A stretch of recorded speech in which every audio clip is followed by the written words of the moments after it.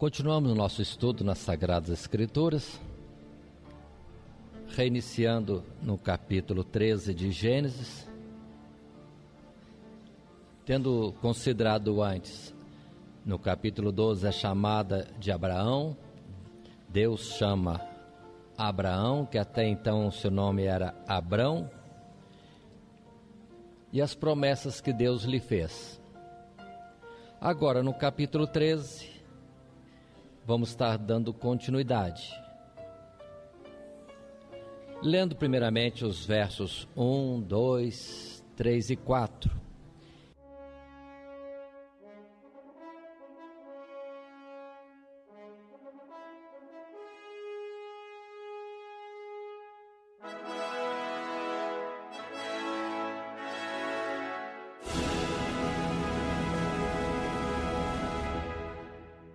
E assim fazemos a leitura. Subiu, pois, Abrão do Egito para a banda do sul, ele e sua mulher, e tudo o que tinha, e com ele Ló. E ia Abrão muito rico em gado, em prata e em ouro, e fez as suas jornadas do sul até Betel, até ao lugar onde ao princípio estivera a sua tenda, entre Betel e Ai, até o lugar do altar, que dantes ali tinha feito, e Abrão invocou ali o nome do Senhor. Abrão sobe da terra do Egito, onde esteve aquela experiência ruim, e volta para a região que tinha antes passado, como em Siquém, para de novo estar dentro da terra que Deus lhe tinha prometido dar. E observe o seu cuidado de novamente estar invocando a Deus, a sua comunhão continuada com Deus por onde ia. Vemos Abrão erigindo um altar, que era símbolo do seu culto a Deus, e assim mantinha esta comunhão com o Senhor em todo o tempo.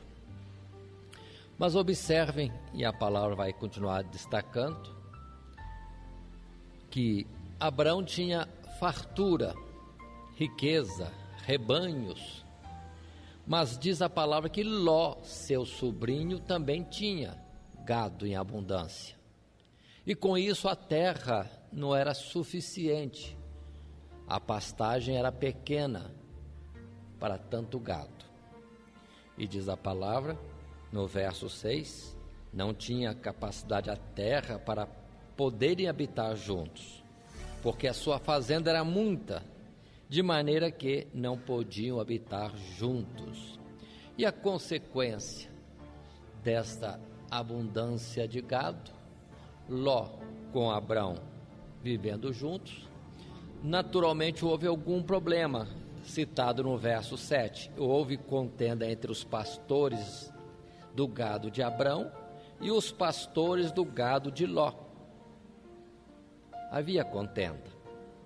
Mas a palavra diz no verso 8, e lemos também versos seguintes, quando Abrão dirige-se a Ló falando: ora, não haja contenda entre mim e ti, e entre os meus pastores e os teus pastores, porque irmãos somos.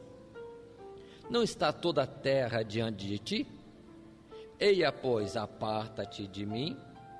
Se escolheres a esquerda, irei para a direita. Se a direita escolheres, eu irei para a esquerda. Aí está. Abrão, este homem servo de Deus,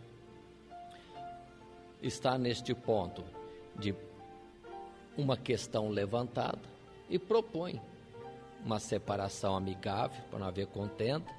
A terra podia ser dividida, repartida a região, e que Ló escolhesse. E diz a palavra que Ló vai escolher. Ló levanta os seus olhos de um lado para outro, observa as campinas do Jordão, que estavam férteis. A palavra fala de uma forma da fertilidade, da abundância da região, que compara isso até à cidade, região próspera do Egito. E diz assim, no verso 10: levantou Ló os seus olhos e viu toda a campina do Jordão, que era toda bem regada, antes do Senhor ter destruído Sodoma e Gomorra. E ele, sobrinho, em vez de dar preferência para o tio, por ser tio pela idade que tinha, não. Ele rapidamente observa, escolhe o melhor nos seus olhos e vai, escolhendo as campinas, região também de Sodoma e Gomorra. E diz a palavra que, ao contrário, verso 12, habitou Abrão na terra de Canaã. Abrão ficou ali, no lugar que Deus lhe tinha dito que seria dele. E diz a palavra, verso 14, que o Senhor fala a Abrão, depois que Ló se apartou dele: levanta agora os teus olhos e olha desde o lugar onde estás para a banda do norte, do sul e do oriente e do ocidente, porque toda esta terra que vês te hei de dar a ti e à tua semente para sempre, e farei a tua semente como o pó da terra, de maneira que, se alguém puder contar o pó da terra, também a tua semente será contada. E mais um detalhe, verso 17: levanta-te, percorre essa terra no seu comprimento e na sua largura, porque a ti a darei. Aí temos outra vez Abrão, agora numa ordem de Deus para andar mesmo por toda a terra da Palestina ou Canaã, no seu comprimento, na sua largura, conhecer toda a terra que Deus certamente daria a ele e a sua semente. E vai lá, Abrão peregrinando, conforme depois sempre se cita a respeito de Abrão, peregrinando na terra da promessa, entendendo também que não era aquilo que Deus estava falando para ele. A terra era somente uma figura, ele estava com os olhos mais longe do que isso. E o verso 18 confirma outra vez esta vida de preocupação, de comunhão com Deus, porque diz que Abrão vai peregrinando, andando por aquela terra, até que vai para os carvalhais de Manre, na região de uma cidade conhecida, Hebrom, e ali levantam um altar ao Senhor. Cidade em cidade, de local em local em que ele vem estar estabelecendo a sua morada, levantam um altar para estar na sua comunhão com Deus. Este é o capítulo 13 na sua narrativa. E o que quero destacar aqui, acho importante vermos bem isto, aquele cuidado de Abrão de procurar paz com seu sobrinho, ainda que observe, ele não escolheu, deu a preferência para o outro, ficando numa dependência ou numa confiança, numa espera daquilo que Deus ia fazer. A terra que era para ele era aquela terra mesmo, então ali ele permaneceria. E observe que, providência de Deus, o sobrinho escolheu um lado que não interferia na herança que Deus lhe tinha prometido dar.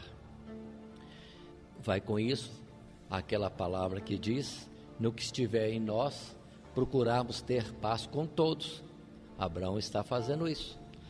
Observe ainda que poderia, numa situação, se fosse somente humana, se Deus não estivesse junto, ser um prejuízo, ele deixando a melhor parte da terra para o seu sobrinho e ele ficar com uma parte inferior.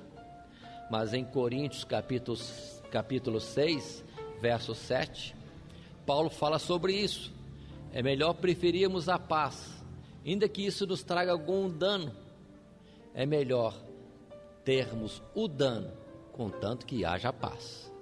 É quando se fala da renúncia também, renúncia, para que haja paz no meio do povo de Deus. E Abraão viveu esta experiência também. Vamos, em continuação, entrar no estudo do capítulo 14 de Gênesis, quando a palavra vai falar de guerra que apareceu naquela época.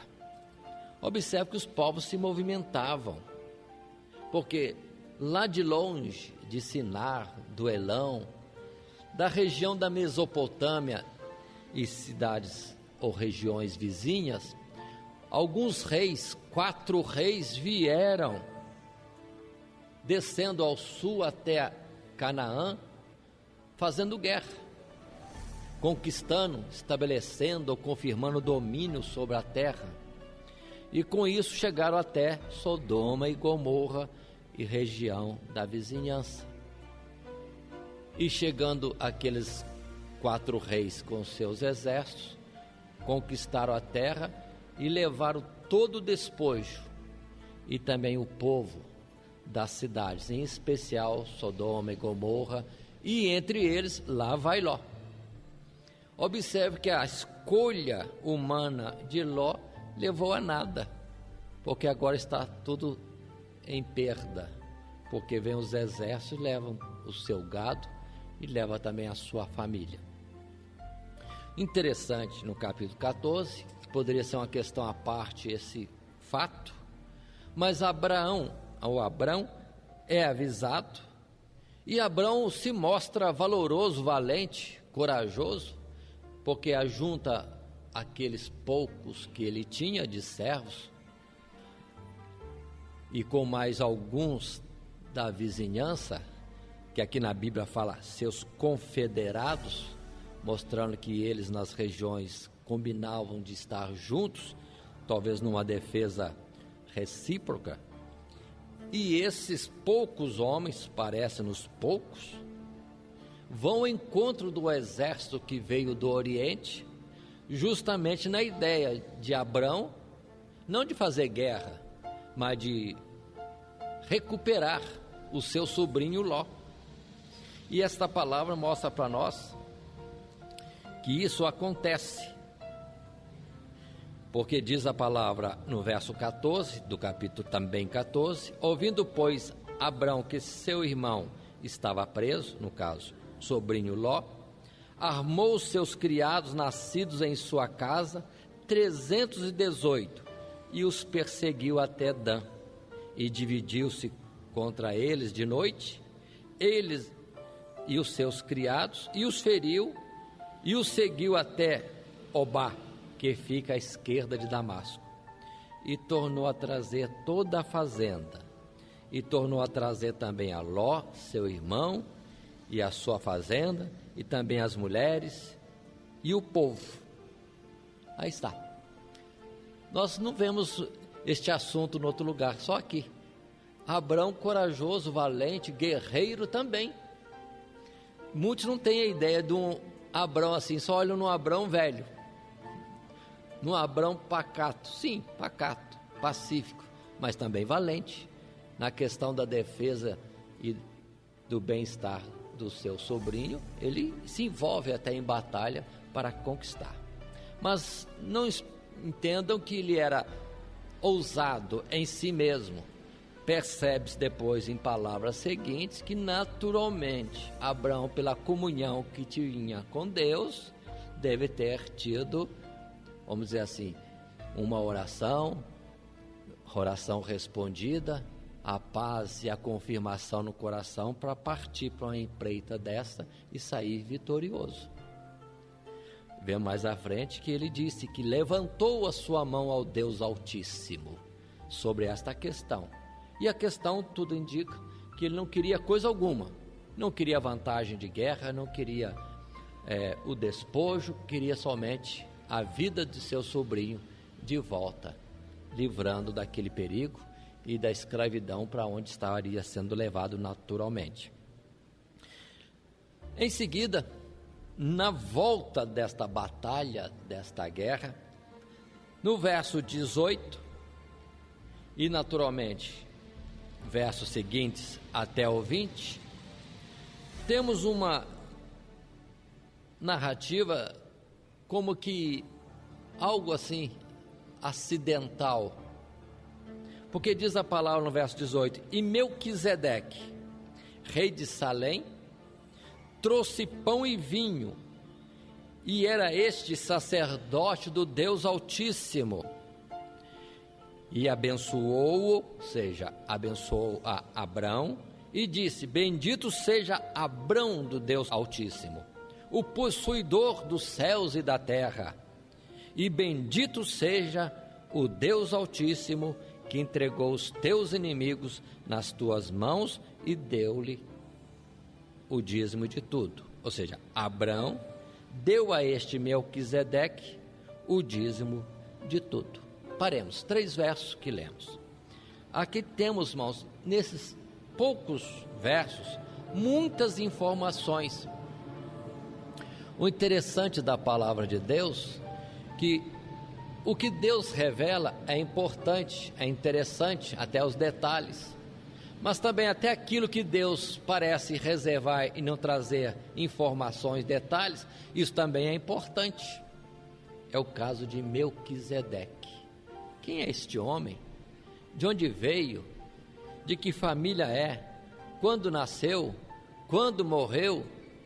Interessante que Paulo, fazendo mais tarde menção disto, de Melquisedeque, não propriamente o homem Melquisedeque, nem como rei, nem como sacerdote do Deus Altíssimo, mas falando do sacerdócio em Cristo Jesus, ele abre mais esses poucos 3 versos, como por exemplo, anteriormente já disse que Abrão saiu de Ur da Caldeia, mas nós já falamos, lá em Ur da Caldeia, nos tempos de Abrão, ainda estava vivo Sem, o filho de Noé.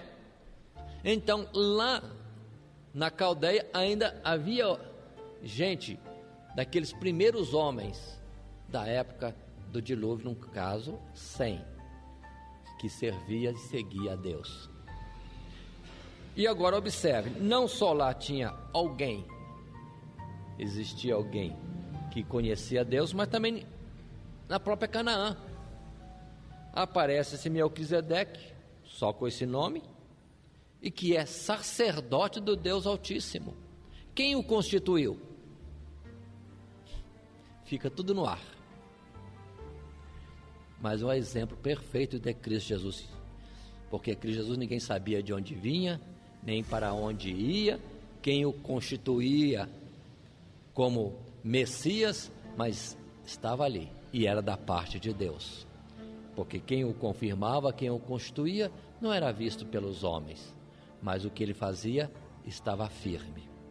E a palavra é depois estudada, podem ler também no estudo paralelo, em Hebreus capítulo 5, capítulo 6, capítulo 7, muito mais precisamente no capítulo 7, quando o escritor de Hebreus vem abrindo bem esse ponto de Melquisedeque e o sacerdócio e a implicação com Abraão. Por exemplo, Melquisedeque, o que significa este nome? Justiça. Então ele era rei de Salém, e no nome dele mesmo, interpretando, era rei de justiça. Rei de justiça, rei de Salém. O que é Salém? É Jerusalém, que significa a palavra Salém, paz. E o equivalente hoje na nossa pronúncia seria Shalom, paz. Então ele era rei de paz, rei de justiça da cidade de Jerusalém, que depois teremos toda a história do povo de Israel e a sua projeção para a cidade celestial, a cidade do nosso Deus. Sacerdote, como disse, do Deus Altíssimo. Mas não havia ainda sacerdócio constituído entre os homens, não de conhecimento de ninguém, mas havia o sacerdote de Deus na face da terra. Continua a palavra, no verso 19, repassando os versos, que este homem Melquisedeque abençoou a Abrão. O destaque, quem é que abençoa? Naturalmente, o que abençoa é o maior. o menor é abençoado pelo maior. Então aparece a figura de um homem, Melquisedeque, que, contrário a toda a percepção natural e a citação bíblica, alguém que é maior do que Abrão. O que tem as promessas de Deus, na verdade, é abençoado por alguém que lhe é maior. Observe ainda, em acréscimo, que Abrão concorda, aceita tudo isso, porque a este sacerdote Melquisedeque, Abrão dá o dízimo de tudo.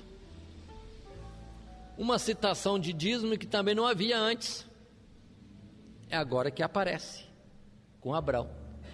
Aquele que detém as promessas, ou que tem as promessas da parte de Deus, é esse que é abençoado pelo sumo sacerdote e que de Abrão também recebe os dízimos de tudo. Considere bem isso, essa particularidade. Coisas que muitos estão preocupados. A lei é coisa da lei. A lei já foi passada, mas antes que existisse lei, o conceito de estar participando da obra de Deus com dízimos ou mesmo ofertas já está colocado. Então, dízimo e ofertas alçadas, mas não é da lei primeiramente. É simplesmente o coração voltado para as coisas de Deus. É quando somos cooperadores, sócios de Deus, numa grande obra na face da terra. Atentem bem para isto.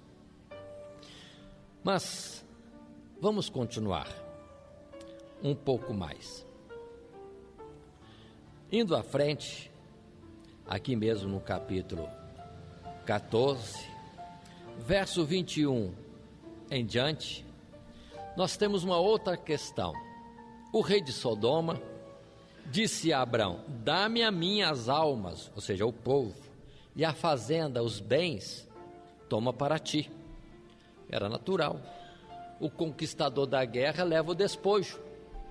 E o rei de Sodoma veio pedindo: dá-me o meu povo, fica com os bens, fica com a fazenda, fica com o despojo da guerra, mas o povo me devolve.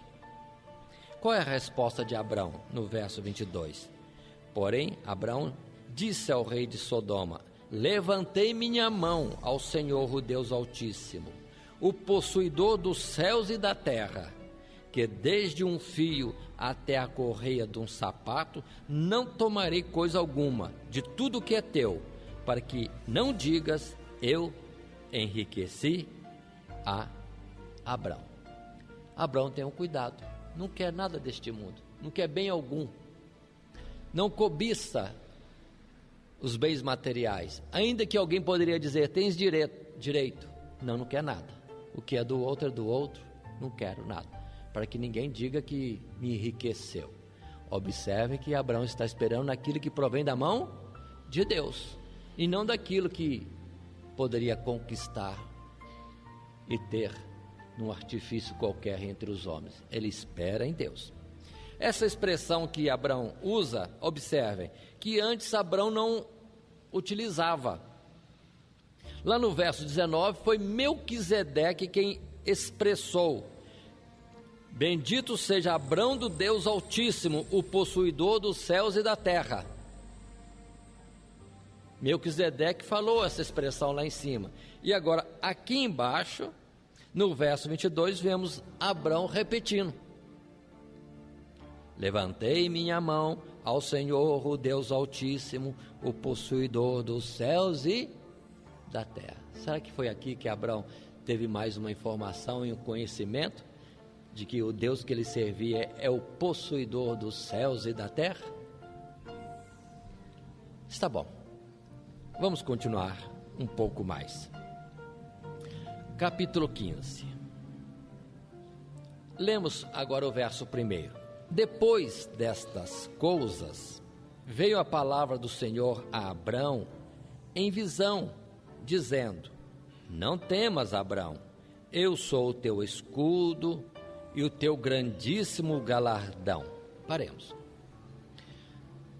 Por que é que Deus está dizendo isso para Abrão? talvez a gente não perceba alguma razão assim direta. Esta palavra parece-me que estaria melhor colocada quando Abrão estava com a intenção de sair para a guerra, para livrar o seu sobrinho Ló.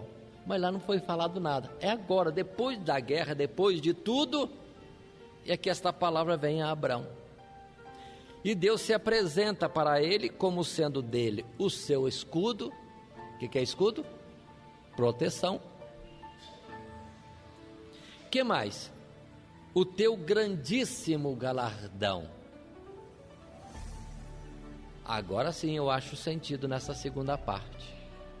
Porque Abrão tinha recusado todos os bens materiais, todo o despojo daquela guerra. E observe que ali havia despojo de quantos reis? 4 que vieram do Oriente e 5 que foram conquistados. Deveria ter uma fartura enorme de bens materiais, riqueza em gado, em ouro, em prata e tudo mais próprio daquela época. 4 reis do Oriente e 5 da Palestina. Todo o despojo estava reconquistado. Abraão não quis nada. Não viu no volume de bens e riqueza algo que pudesse ser interessante para ele. Esperava só em Deus. E Deus agora confirma para ele que de fato não precisava temer nada, porque ele, o próprio Deus, o Deus verdadeiro, o dono dos céus e da terra, era de Abrão o seu grandíssimo galardão. O que é que significa galardão? Prêmio, recompensa. Aqui está Deus confirmando para ele que de fato ele, Deus, é o grande trunfo, é o grande penhor, a grande conquista, a grande riqueza de Abrão. Assim, mas observe, voltemos lá para Sem e Noé outra vez. Quando Noé abençoou a Sem, dizendo que o bem maior de Sem seria ter a Deus como o Deus verdadeiro. Não falam nada de bens materiais, porque quem tem a bênção de Deus, irmãos, tem tudo. A felicidade ou a vida não consiste naquilo que alguém possa possuir, mas simplesmente em ter a bênção de Deus. Mas na continuação do capítulo 15, Deus falando desta forma para Abrão, vemos que Abrão talvez também tivesse alguma outra preocupação para Deus lhe dizer assim, porque no verso depois seguinte, 2 e 3, temos Abrão voltando para Deus numa questão. Leiamos. Então disse Abrão: Senhor Jeová, que me has de dar? Pois ando sem filhos, e o mordomo da minha casa é o Damasceno Eliezer. Que me has de dar? Observe que Abrão já tinha riqueza em ouro, em prata, em gado, naturalmente em servos. Mas Abrão não se sentia satisfeito. Que me has de dar? Que me has de dar? Estou sem filhos. Naturalmente cita-se que o mordomo Eliezer como possível herdeiro, na ausência de um herdeiro legítimo, filho do dono de tantos bens. Verso 3: Disse mais Abrão: Eis que me não tens dado semente, e eis que um nascido na minha casa será o meu herdeiro. Então observe que a questão de um herdeiro devia estar como que acompanhando Abrão. Deus vem falando um assunto que é uma bênção, eu sou o teu grandíssimo galardão, e Abrão pergunta: Senhor, o que vais me dar? Estou sem filhos. A demora, irmãos, de uma promessa da parte de Deus nos incomoda. Quantos de nós temos promessa de Deus e quando essa promessa demora, não parece vir, a gente fica com uma preocupação, não vou dizer dúvida, preocupação. É isso mesmo que Deus disse? o que Deus falou tem um significado que eu entendi? Mas o bom é que Deus agora vem ao encontro desta preocupação de Abrão, porque no verso 4 e verso ainda seguinte, 5, temos Deus falando com ele. E eis que veio a palavra do Senhor a ele, Abrão, dizendo: este, o Eliezer, não será o teu herdeiro, mas aquele que de tuas entranhas sair, esse será o teu herdeiro. Então Deus o levou fora e disse: olha agora para os céus e conta as estrelas, se as pode contar. E disse: assim será a tua semente. Observemos que de muitas palavras da parte de Deus ou promessas, acontece algumas vezes de Deus falar algo, mas não dar detalhes, não falar tudo. Mas aos poucos Deus vem trazendo, até que essa promessa se realize. Deus tinha falado fazer dele uma grande nação. Agora, tendo ele dúvida de quem seria o possuidor e sequência da sua fazenda, do seu nome, Deus diz: será alguém que vem das tuas entranhas, é um filho teu. E Deus acrescenta mais, que será numerosa como as estrelas. Tudo promessa, mas Deus está falando com ele, e ele entende que é Deus que está falando, ele tem essa certeza. Pelo que vem uma palavra importantíssima, a palavra do verso 6 no capítulo 15, quando se diz assim: e creu ele, Abrão, no Senhor Deus, e foi-lhe imputado isso por justiça. Meu Deus, Abrão já tinha feito tanta coisa, já tinha deixado a sua terra, já tinha renunciado a escolher uma terra melhor, deixou para Ló. Abrão está peregrinando para lá e para cá numa terra, na expectativa de que Deus vai fazer. Abrão continuamente levantando altares, mantendo a comunhão com Deus. Abrão dá o dízimo de tudo. Nada disso foi algo que trouxesse da parte de Deus uma expressão dessa, de que creu Abrão no Senhor e isto foi-lhe imputado por justiça. Então observe, irmãos, aqui está colocado o destaque do crer em Deus como aquilo que de fato faz vir para nós a justiça. Talvez alguém dissesse: agora que Abrão deu o dízimo de tudo, já está salvo, já está em justiça. Não é isso, não é pelo que se faz, é por uma verdadeira confiança em Deus. Observe que está sendo estabelecida a fé que salva, e que vem antes da lei, e muitos destacam depois, na manifestação de Cristo Jesus, que veio a graça. Mas observe que a graça já está antes da lei, ainda no tempo de Abrão.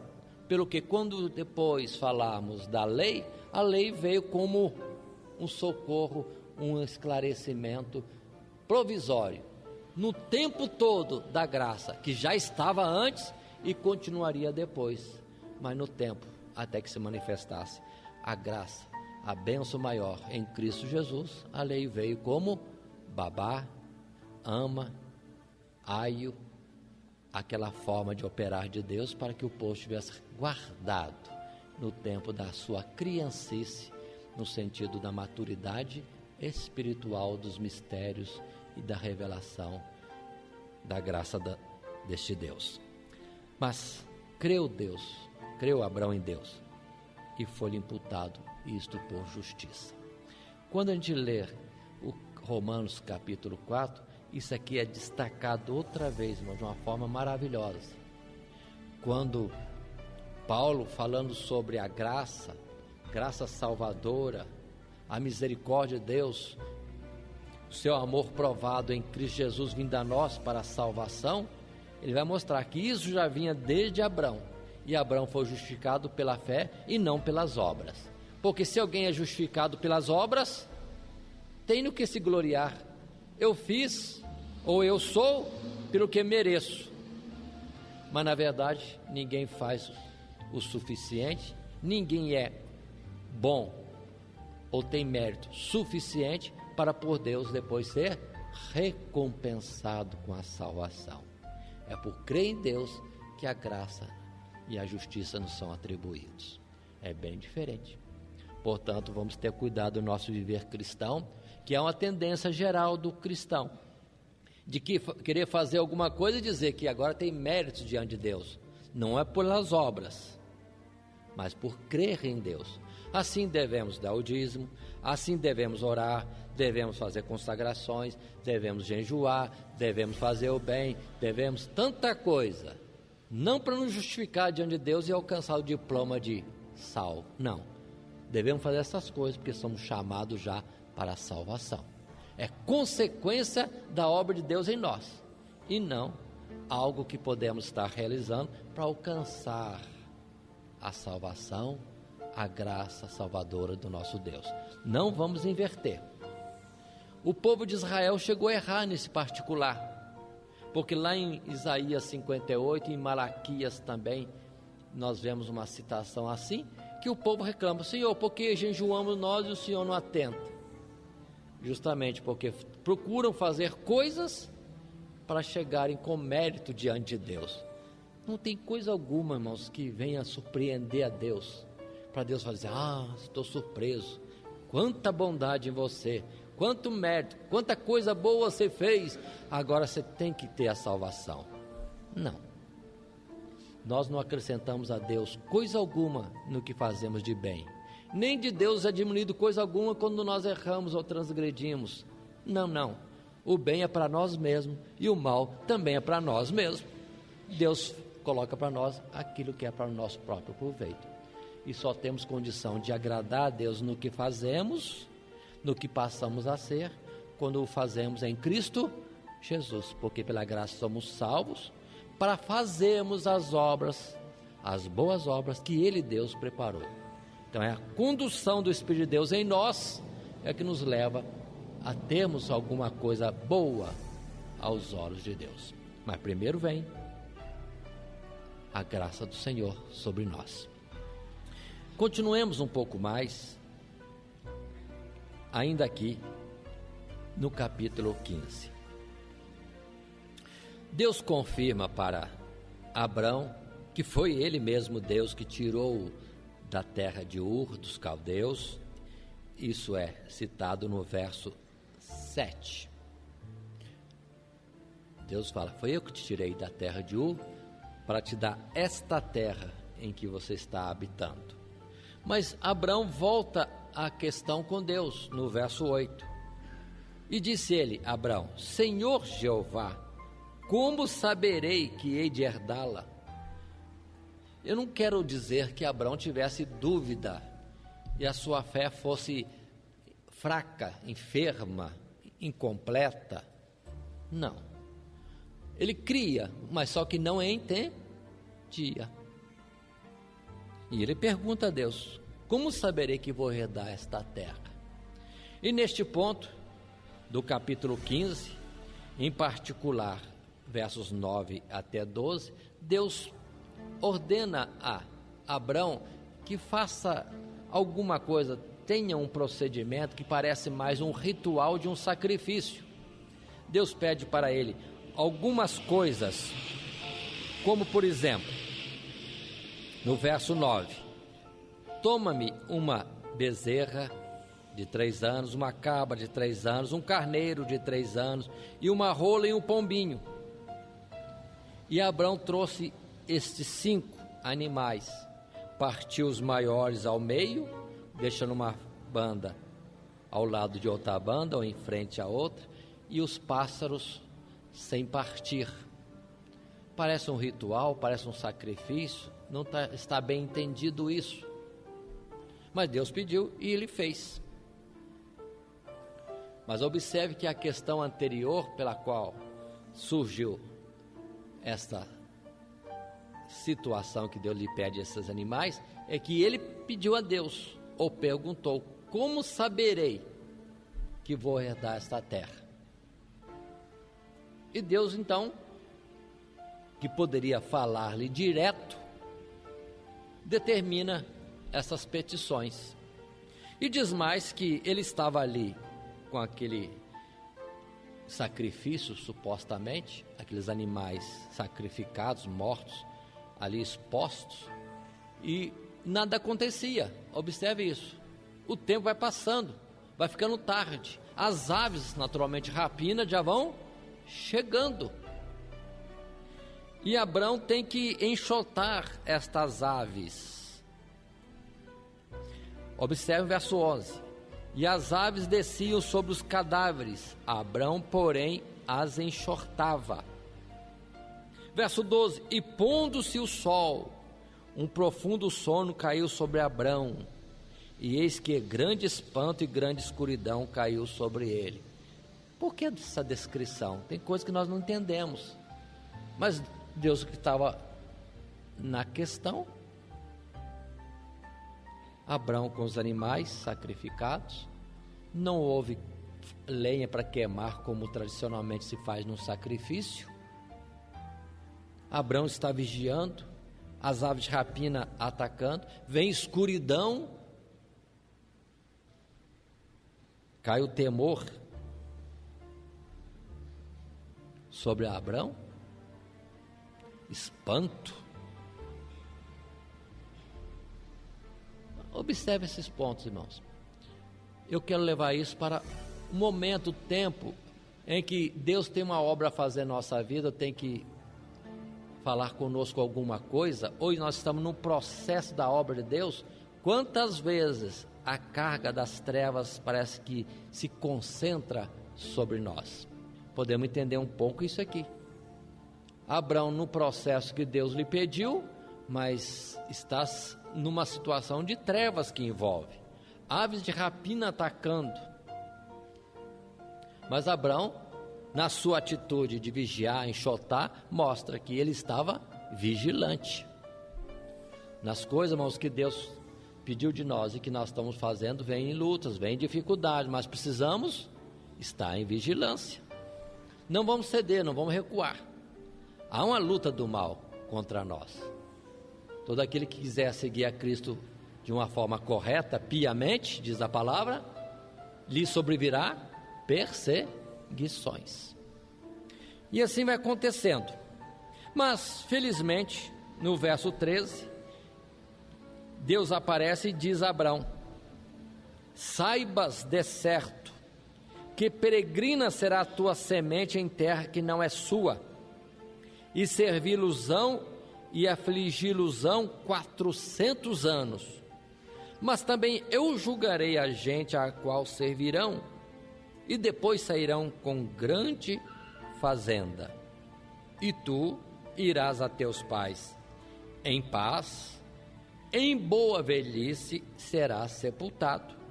E a quarta geração tornará para cá, porque a medida da injustiça dos amorreus não está ainda cheia. Poucos versos e quantas informações. A questão anterior é a pergunta de Abrão: Senhor, como saberei que o Senhor vai me dar esta terra? E agora Deus dá os detalhes. Aquele ritual anterior ficou lá, como sem significado, mas não é nada sem sentido que Deus determina. Agora sim, Deus vem falar com ele, explicando o que vai acontecer.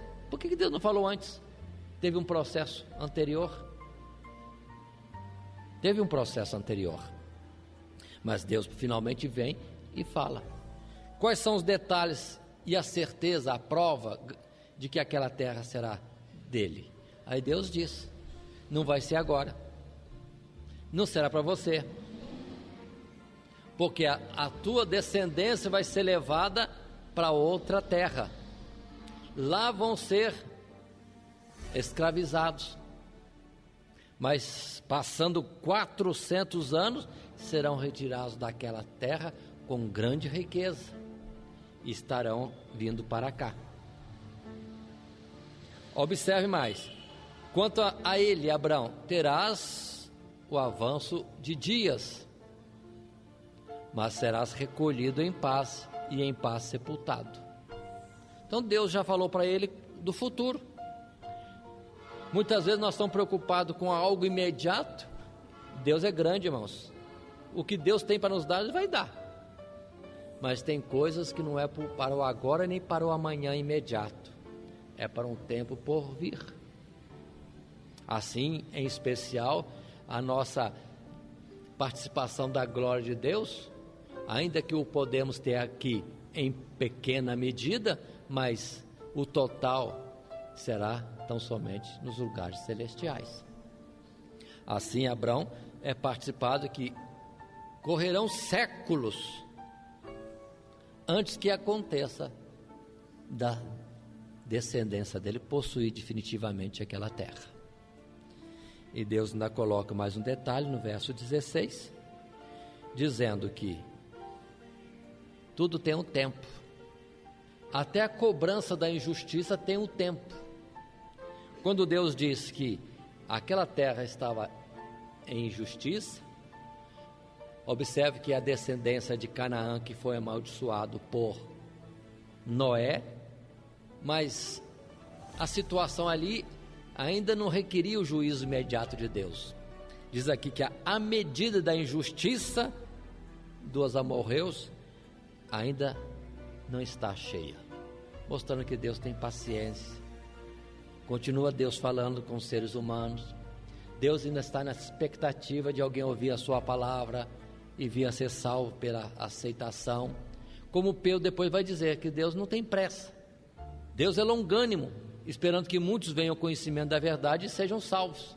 E isso também vale para os cananeus. Era injusto? Era injusto, mas a misericórdia de Deus ainda estava sobre eles. Deus ainda lutava, vamos dizer assim, por eles. Ou voltando a Gênesis capítulo 6, quando nós lemos lá, que Deus não contende para sempre, mas Deus contende com o homem. Mas chega um tempo em que isso se completa e vem então o juízo de Deus, sendo no caso para bênção ou mesmo para condenação. Continuando, estamos com aqueles animais expostos, a escuridão presente, mas mesmo em escuridão Deus fala com Abraão. Verso 17 continua dizendo: sucedeu que, posto o sol, houve escuridão. Volta ao verso anterior que já lemos. E eis que um forno de fumo e uma tocha de fogo que passou por aquelas metades. Agora observe uma atuação visível de algo extraordinário, sobrenatural da parte de Deus, mostrando que aquele ritual, aqueles animais mortos ali expostos, não era à toa, significava alguma coisa.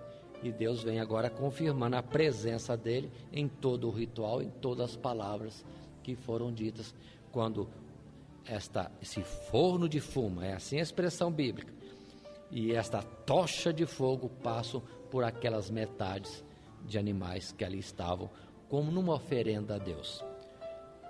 Observem, ele apresentou o sacrifício e de Deus veio o fogo. Gera algum sinal? Que mais tarde Elias vai dizer: façamos sacrifício, o Deus que é Deus mandará fogo. E aqui sucede algo semelhante, mas observe que é anterior, é lá em Gênesis, no capítulo 15. E o verso 18 complementa: naquele mesmo dia fez o Senhor um concerto com Abrão, dizendo: a tua semente tenho dado esta terra, desde o Egito até o grande rio Eufrates. Este ato, esta palavra, agora complementa tudo. Abrão perguntou a Deus: como saberei que terei esta terra como herança? E aí Deus manda ele fazer aquele sacrifício, Deus intervém com o fogo e Deus faz o seu conserto: vou te dar essa terra. Então todo aquele ritual, irmãos, conforme o costume do passado, poderia estar envolvido nisso. Deus fez um concerto, um pacto, uma aliança com Abrão, e aquele ritual estava simbolizando isso, a participação do homem e a participação de Deus e o concerto estabelecido. Aquela terra certamente é dada a Abrão e toda a sua semente. Eu quero destacar aqui um particular, que já tem havido várias promessas de Deus sobre aquela terra, e Deus deu aquela terra à descendência de Abrão. E eu pergunto, houve algum tempo que Deus retirou esta promessa? Houve algum tempo? Não. Na verdade, a descendência de Abrão vai possuir aquela terra e vai perdê-la, mas vai tornar a conquistá-la, e de novo vai perdê-la, e de novo conquistou desde um tempo passado. Irmãos, o mundo pode querer entender, se entende ou não, se quer ou não, mas uma coisa é certa: a terra da Palestina, por juramento e concerto de Deus, é dado a quem? A descendência de Abrão. Ele só não possui toda aquela extensão de terra porque não anda nem um pouquinho no temor de Deus. Se andarem na bênção de Deus, no temor de Deus, a terra lhes é aumentada, mas não andando, não recebe a terra totalmente.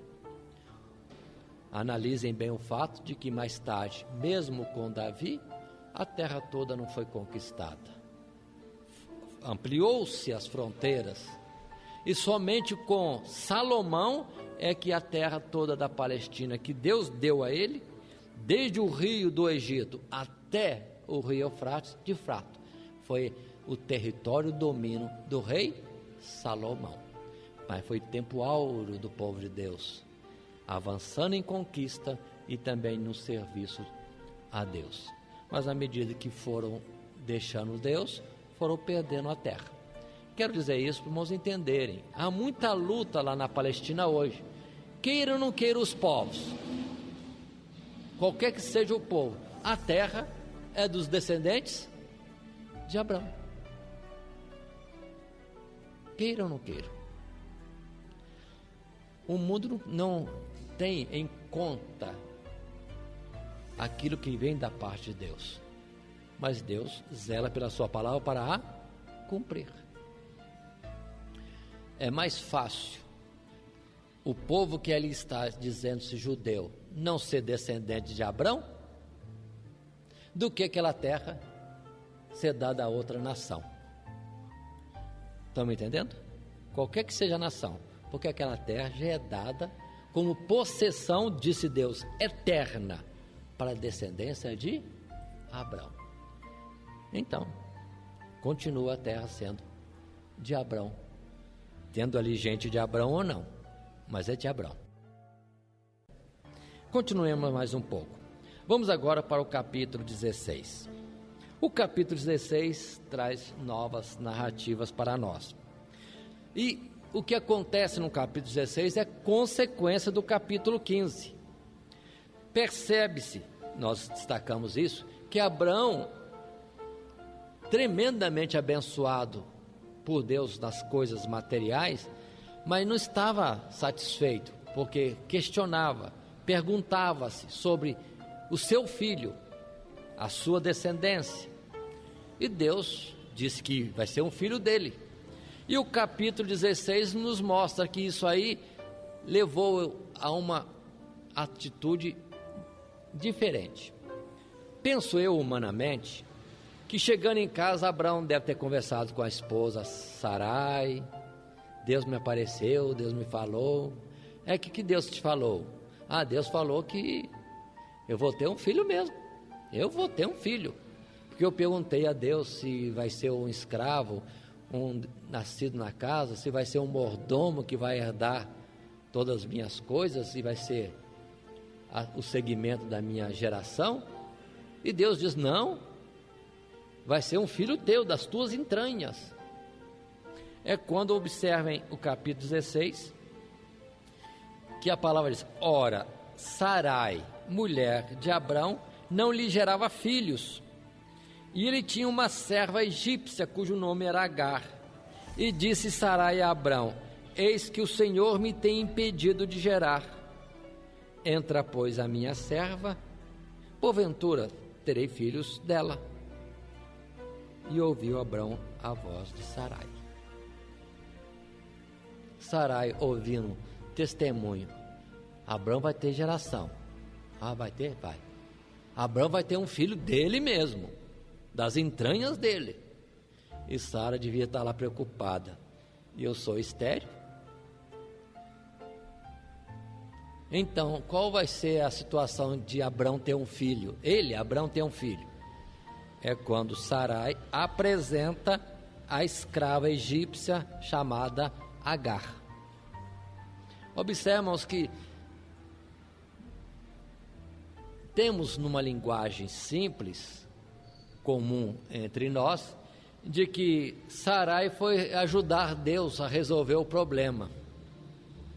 Deus fez uma promessa para Abrão, mas está difícil, porque Sarai é estéril. Mas Sarai renuncia, aceita a sua situação e providencia uma saída. Eu tenho uma escrava, te dou a escrava, e o filho que você vai ter pela escrava, não é da escrava, é meu. Eu vou ter filhos pela escrava. Quantas vezes a gente quer ajudar Deus mesmo, né? E observe que Deus nisso tudo está permitindo. Há coisas que Deus não permite, e tem coisas que Deus permite, porque em todas essas falhas nossas e acertos nossos, no que Deus opera, impede ou atua, a escrava egípcia vem a conceber, estar gestante de Abrão. Ficou notório agora que, numa dúvida de um casal, não era Abrão o problema, era Sarai mesmo. Mas vamos ver daqui a pouco que tudo está na mão de Deus. O homem tem os seus métodos, as suas corridas, procura suas soluções, e assim está. Acontece no capítulo 16 que Agar está agora em gestação de Abrão. Esse ato, irmãos, observe, não é o correto. Poderíamos dizer que Abrão errou. Sim, dentro da santidade e perfeição de Deus, está errado. Mas só que para Abrão e para Sarai, isso não tinha nada demais. Não tinha a precisão dos mandamentos e da santidade de Deus. Muitas vezes vemos isso na Bíblia, mas não vamos entender que estava certo. É que o homem não sabia que estava errado. Não tinha esse alcance, ou o que tinha antes de conhecimento se perdeu no passar dos anos. Mas vamos lá. Agora a escrava está em gestação e despreza a sua senhora. Sarai é menosprezada. Imaginem a serva em casa grávida do Senhor. A senhora quem agora? Quem que está com todas as honras da casa? Naturalmente, assim se achou Agar.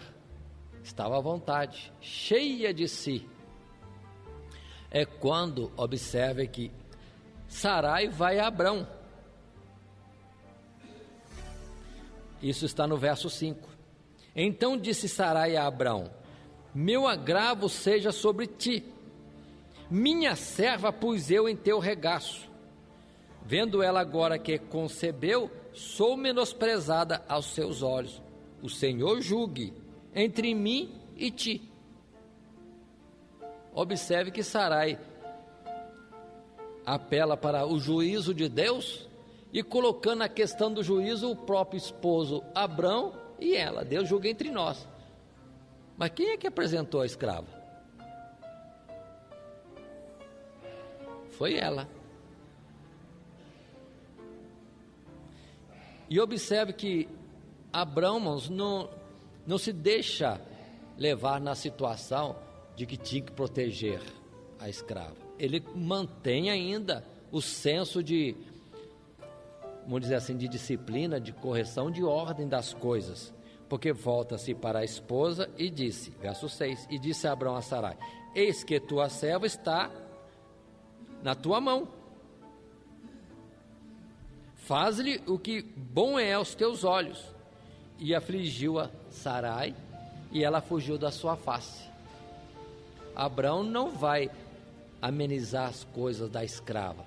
Ele mantém a honra de senhora do lar para Sarai. Você é a senhora. A escrava é tua. Está na tua mão, faz o que você quiser. Talvez muitos hoje deixassem a mulher de lado e tivesse o particular com a escrava. Mas não, Abrão mantém. A senhora do lar é você. Procede do jeito que você acha que tem que ser feito. A escrava foge.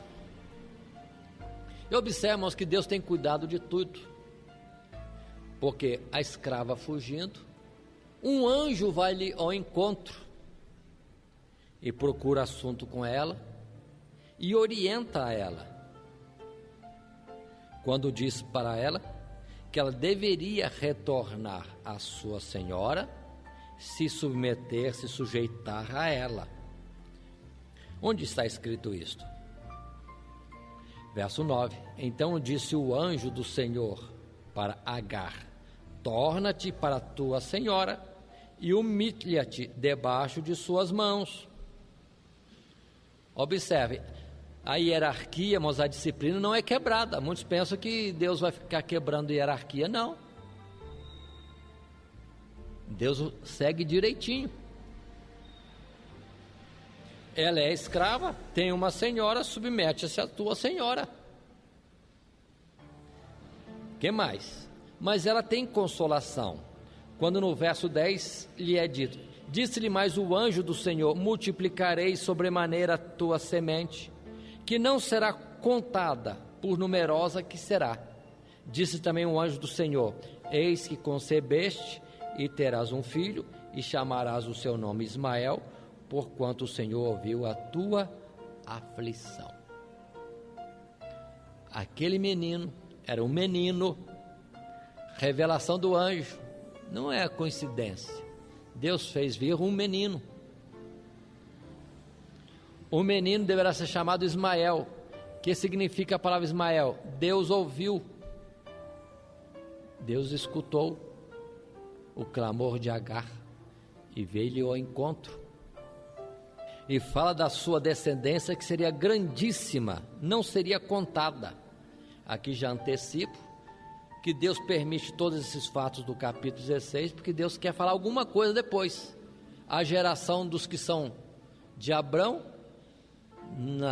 no ramo da escrava, para depois falar de uma geração de Abrão, no ramo que é da esposa legítima.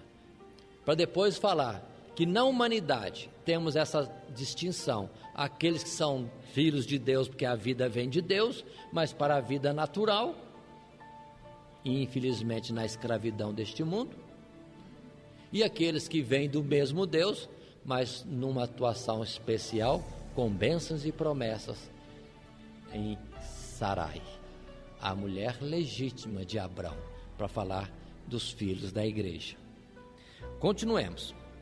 Fala ainda o anjo a respeito de Ismael para Agar, verso 12, e ele será homem bravo, e a sua mão será contra todos, e a mão de todos contra ele, e habitará diante da face de todos os seus irmãos. Observe isso aqui, irmão. Nós temos depois, na descendência de Ismael, um povo bravo mesmo. Não é só o Ismael que é bravo, toda a descendência dele é um povo que parece que não dá certo com ninguém. Todo mundo é contra ele e ele é contra todo mundo. E nós estamos vendo esse tipo de povo hoje, em pleno século 21, milênios e milênios passaram mas o que Deus cunhou na vida de Ismael permanece até hoje. Para nós entendermos como Deus opera, irmãos. Deus é Deus, numa pessoa e em toda uma geração. Se observarem bem, esse tipo de pessoas que vêm da descendência de Ismael são os povos sempre em desacordo com tudo, em que outros povos estão contra eles e eles estão contra todos. É o mesmo jeitinho, permanece essa situação. E isso provém de Deus. Não adianta a gente questionar, às vezes querer até mesmo amaldiçoar algum tipo de povo que age desse jeito. Isso vem de Deus.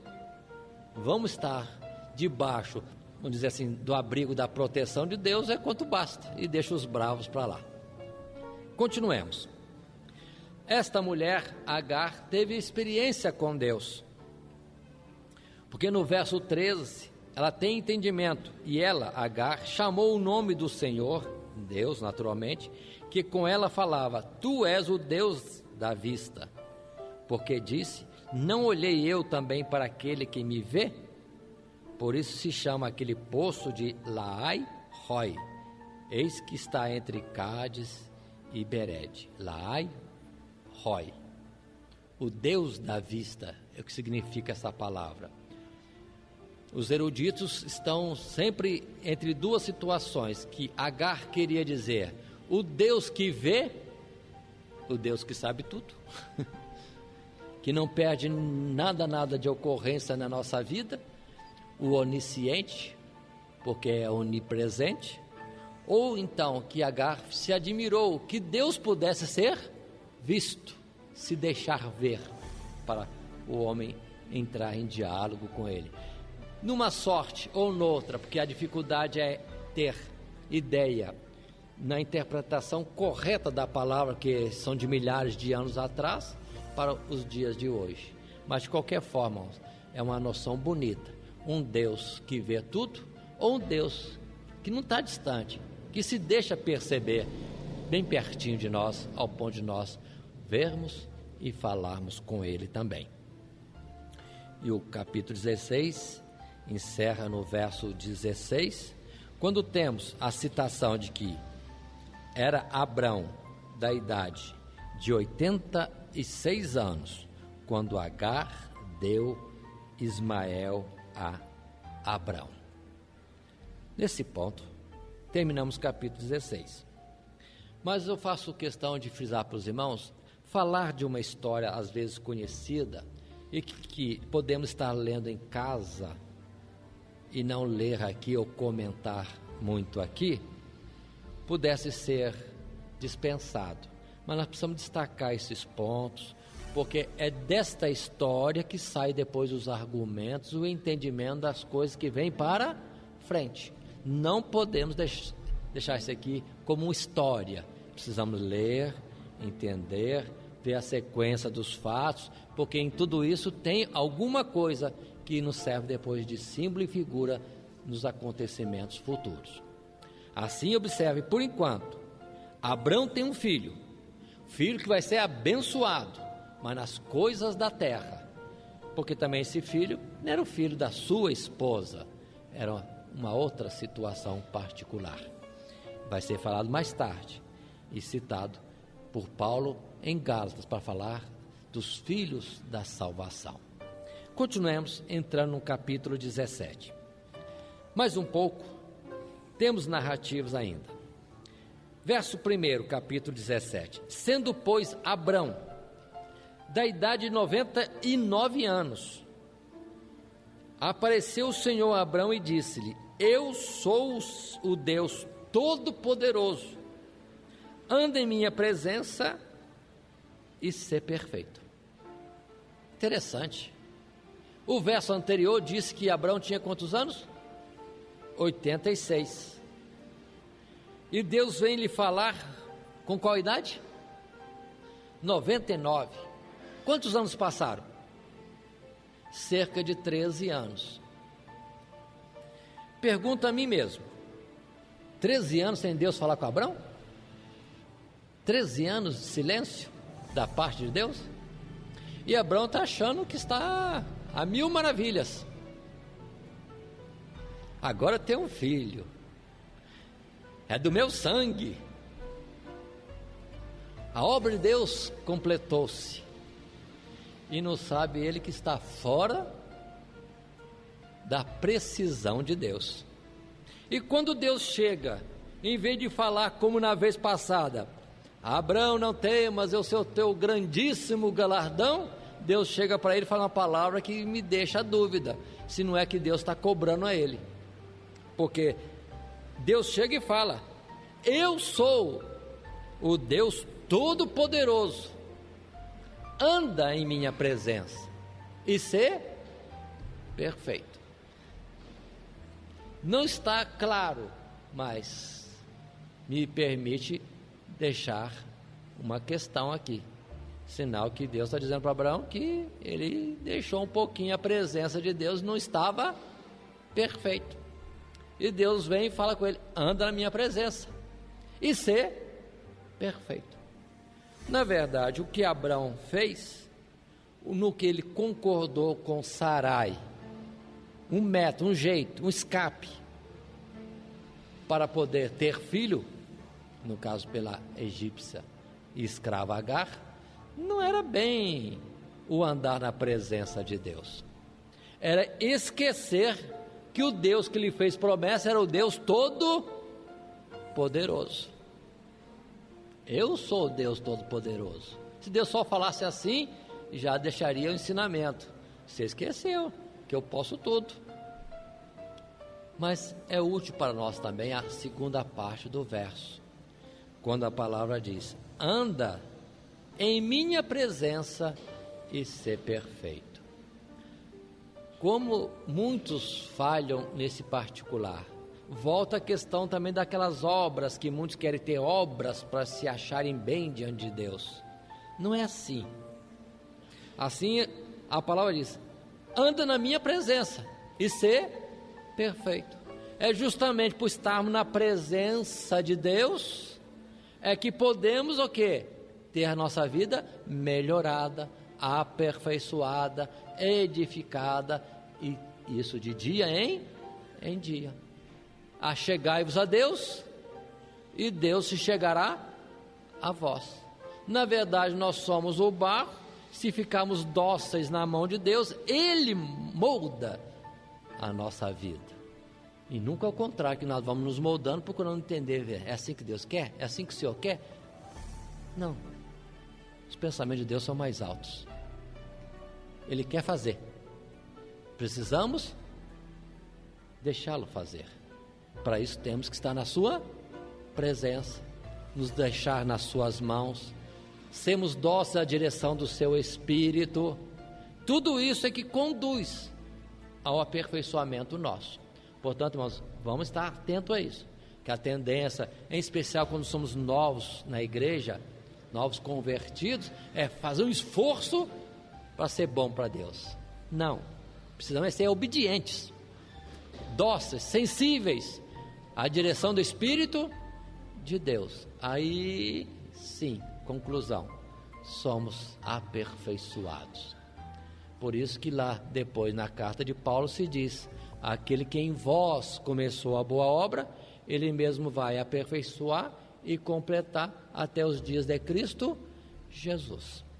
Precisamos entender essa parte e sermos menos ativos no fazer e mais atentos em tomarmos a direção que Deus coloca para nós.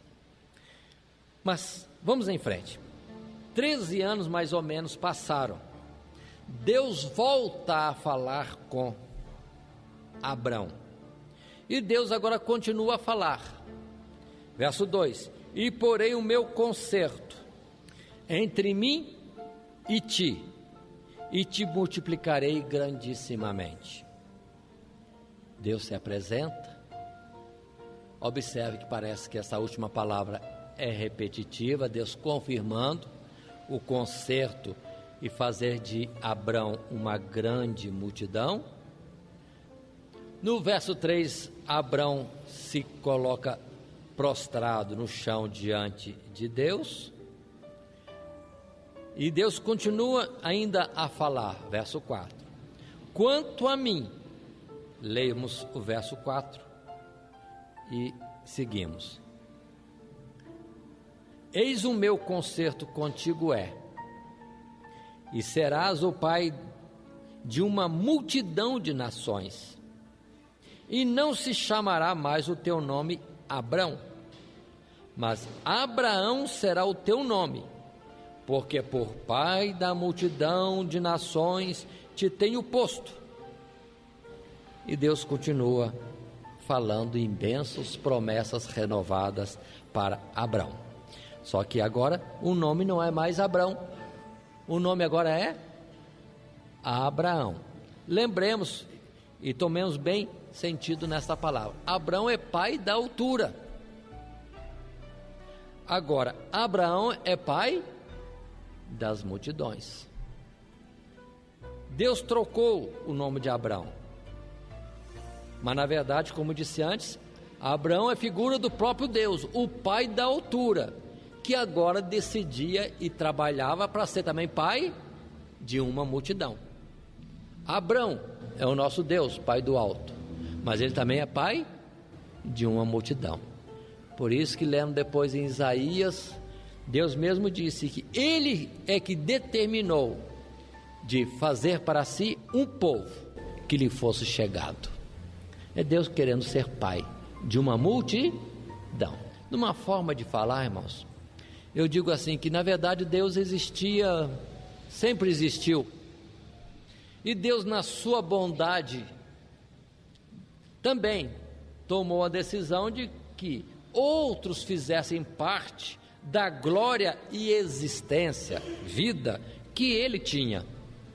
É quando Deus vai trabalhar criando os anjos, depois criando o ser humano e trabalhando com eles lá em cima e conosco aqui embaixo, para desses dois povos, os de cima e o de baixo, ter para si um povo que seria dele por toda a eternidade. Tudo que está acontecendo, irmãos, ao nosso redor, de bem ou de mal, é a operação de Deus para nos aperfeiçoar e por fim nos dar os lugares celestiais. Nós estamos dentro de uma operação de Deus. E Deus fala então com Abraão tudo isso. Nesse ponto, dessas palavras iniciais da parte de Deus, observe que Deus diz: o meu concerto contigo e Deus vai falando, bênçãos, aumentando, dando palavras para Abraão. Mas observem bem, estamos num processo de aliança em que uma parte está dando tudo. A iniciativa de abençoar partiu de Deus. A iniciativa de abençoar partiu de Deus. E vai acontecendo, e as palavras estão sendo multiplicadas. Até que chegamos no verso 9. Agora, Deus, que fez tantas colocações, pede do outro lado, que do outro lado haja uma resposta para ter direito nessa aliança. Verso 9: disse mais Deus a Abraão: tu, porém, guardarás o meu concerto, tu e a tua semente depois de ti, nas suas gerações. Este é o meu concerto, que guardareis entre mim e vós, e a tua semente depois de ti, que todo macho será circuncidado. Volta Deus a afirmar: circuncidareis a carne do vosso prepúcio, e isso será por sinal do concerto entre mim e vós. É uma aliança? É uma aliança. O que eu tenho que fazer? O que você tem que fazer? Cada parte tem os seus compromissos. Deus falou: a minha parte é abençoar, e a sua? Guardar o meu concerto. Como? Você e na sua descendência. Observe bem a expressão que Deus diz: todo macho será circuncidado. 11, repete: circuncidareis a carne do vosso prepúcio. É um ponto delicado, mas vamos falar é a palavra de Deus. O que é este ato? Simplesmente que Deus estava pedindo de Abraão que todo macho, o ser masculino, tivesse a carne do seu prepúcio cortada. O que é o prepúcio? É justamente aquela pele que recobre a parte viril do homem, que deveria ser cortada. Deus pediu isso. Como compararei isso na linguagem de hoje? É aquilo que na ciência se chama fazer a operação de fimose. Alguns fazem por higiene, outros fazem por alguma outra necessidade, mas Deus pediu isso. Que pedido estranho, poderíamos dizer, olhando humanamente, que coisa assim um pouco vergonhosa, até mesmo se falar publicamente, mas é Deus fazendo. E nós precisamos entender que se o que Deus pede tem um sentido. E no sentido de Abraão, na carne do seu prepúcio ser feita este ato, cortado haveria sangue.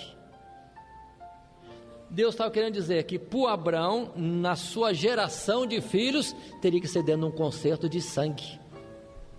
Ainda que possamos ter algum rubor em falar dessa parte, mas a semente estaria vindo, gerando filhos, mas debaixo de uma auréola de sangue de um concerto.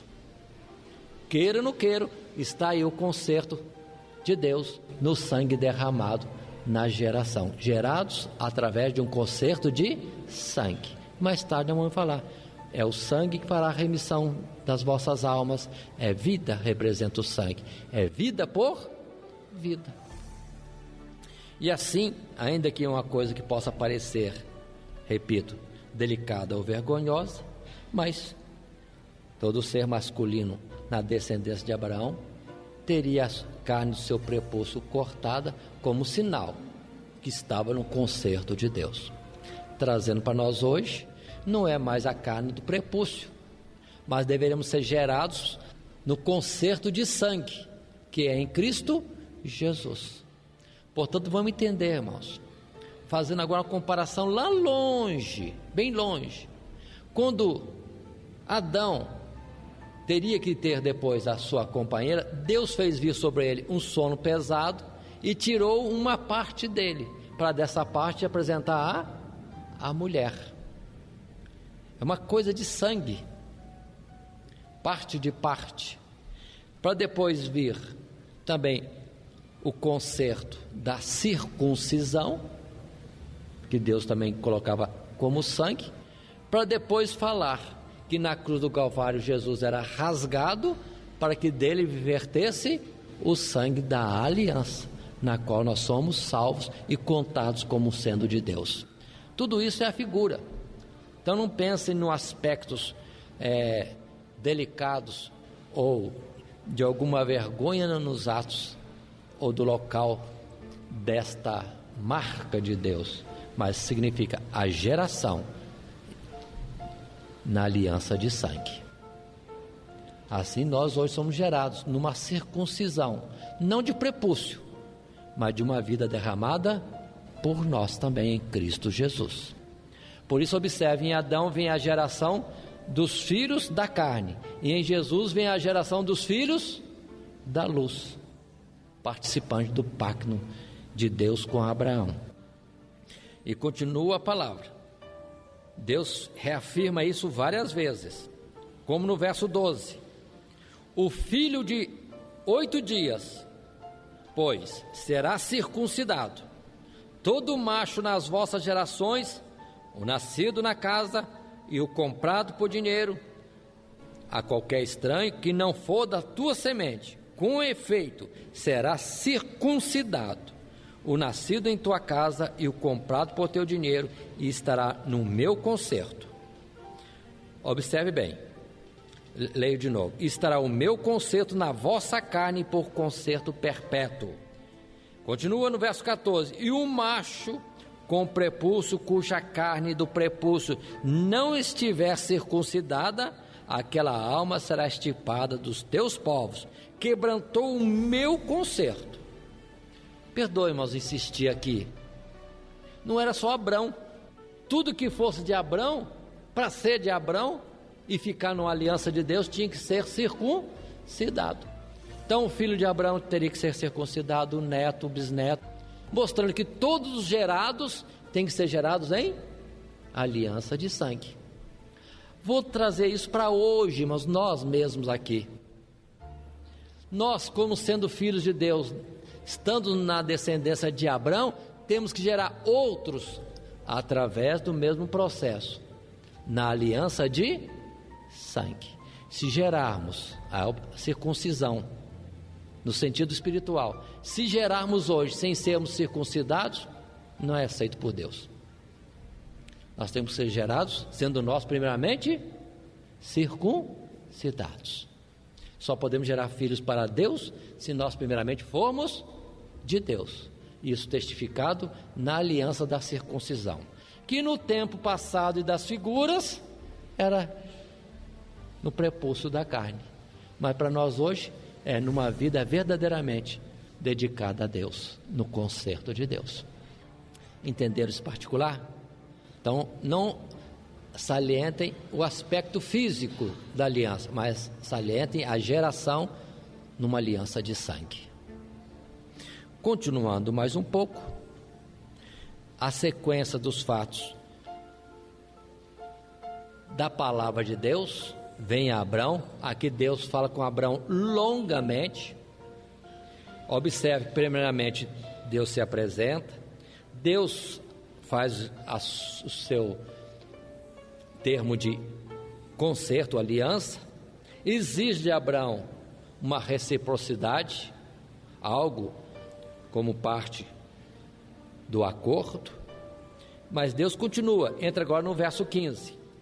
Disse Deus mais a Abraão: a Sarai, tua mulher, não chamarás mais pelo nome de Sarai, mas Sara será o seu nome, porque eu a hei de abençoar e te hei de dar a ti dela um filho, e a abençoarei, e será mãe das nações, reis de povos sairão dela. Paremos. Sarai, Deus mudou, passou agora para outro nome, Sara. Se Sarai pode significar, como alguns dizem, graciosa, agora não é mais graciosa, ela é uma princesa, porque a palavra Sara significa princesa, da qual vem a geração de reis na face da terra. Quando Deus fala isso com Abraão, agora Abraão, ele se espanta. Ele já estava satisfeito, achando que tudo já estava realizado em Ismael. E Deus colocou que é Sara quem vai dar para ele um filho. Pronto. Ele ficou aturdido e prostrado no chão. Verso 17, ele diz: então caiu Abraão sobre o seu rosto e riu-se, e disse no seu coração: a um homem de 100 anos há de nascer um filho? Continua: e conceberá Sara da idade de 90 anos? Ele ficou perplexo. Por favor, essas mesmas palavras poderiam ter o sentido de falta de fé, mas em momento algum Deus coloca como falta de fé. É espanto, é admiração daquilo que Deus faz, e Deus não vai fazer mais? Seria possível Deus fazer isso? Se for colocar a palavra possível, seria duvidar, diminuir o poder de Deus. Mas estar questionando ou perguntando-se: um homem pode ter isso? Não é dúvida, é admiração, porque já vimos anteriormente, no capítulo anterior, que ele creu em Deus, era homem de fé. Por isso mesmo, no verso 18, ele vai dizer: e disse Abraão a Deus: oxalá, ou quem dera, que viva Ismael diante do teu rosto. Vamos colocar numa palavra nossa. Mas Ismael mesmo está bom, Deus. Que Ismael esteja debaixo da tua bênção. Basta Ismael. Mas Deus retorna e reafirma de uma forma categórica no verso 19. E disse Deus, na verdade, Sara, tua mulher, vão observando essas afirmações fortes, te dará um filho. E chamarás o seu nome Isaque, que significa riso. E com ele estabelecerei o meu concerto por concerto perpétuo para a sua semente depois dele. É Isaque. O que Sara, tua mulher, eu forço às vezes o sentido para dizer legítima, ela, que é contada como tua esposa, é que vai te dar o filho. Para nós entendermos que os filhos de Deus também não são de qualquer um, são os que são da igreja, não a igreja denominação, instituição religiosa, são os filhos da igreja verdadeira, legítima, espiritual. Mas continuemos. Verso 20, Deus explica para Abraão: quanto a Ismael, também te tenho ouvido, eis aqui o tenho abençoado, falo-ei frutificar, falo-ei multiplicar grandissimamente, 12 príncipes gerará, e dele farei uma grande nação. O meu concerto, porém, estabelecerei com Isaque, o qual Sara te dará neste tempo determinado, no ano seguinte. E acabou de falar com ele, e subiu Deus de Abraão. Imagino, Deus terminou de falar e vai subindo da presença de Abraão, voltando para o céu. Ele é o Senhor dos céus. Aí estão essas colocações bonitas deste capítulo 17. Mas observe bem. E outra vez, a cada tempo, quando Deus fala, Deus pode ir acrescentando mais uma informação. Agora sim que Deus diz: o filho das tuas entranhas tem que ser das entranhas também de Sara. E Deus diz: quando? É o ano que vem. Se Deus já tinha feito promessa para ele desde 75 anos, quase 25 anos depois não tinha ainda se visto esta promessa cumprida, mas agora Deus diz: é no ano que vem. Não vai demorar mais.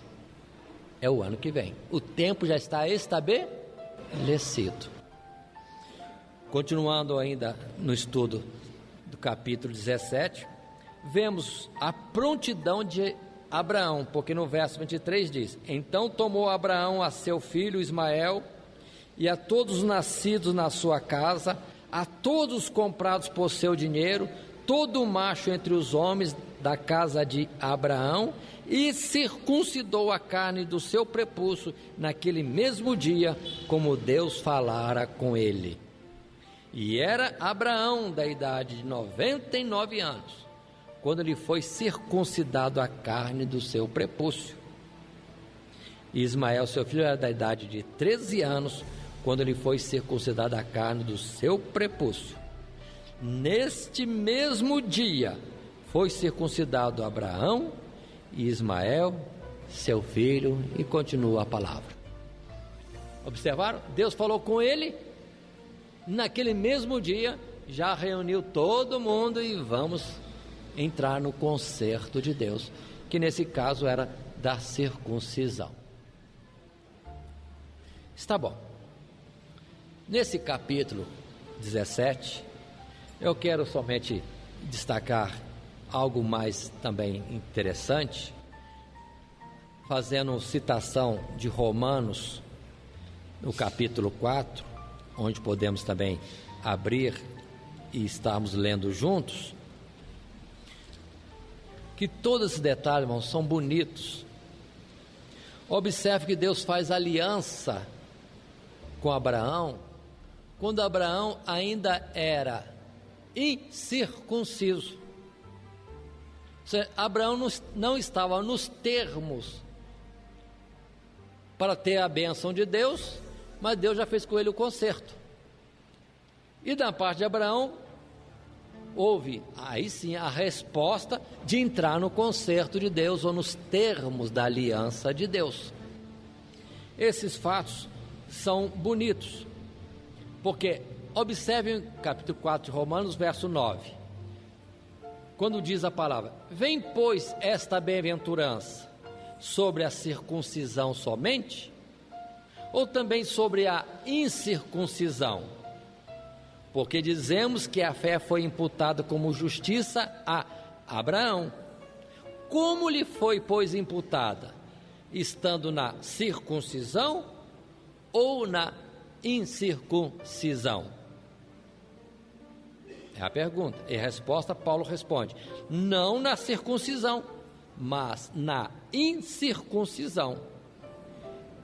E recebeu o sinal da circuncisão, selo da justiça da fé, quando estava na incircuncisão, para que fosse pai de todos os que creem, estando eles também na incircuncisão, a fim de que também a justiça lhes fosse imputada. Verso 12: e fosse pai da circuncisão, daqueles que não somente são da circuncisão, mas que também andam nas pisadas daquela fé de nosso pai Abraão, que tivera na incircuncisão. As palavras são um pouco difíceis, irmão, porque é um doutor Paulo falando. Ele vai e volta, que às vezes a gente no português fica um pouco embaraçado.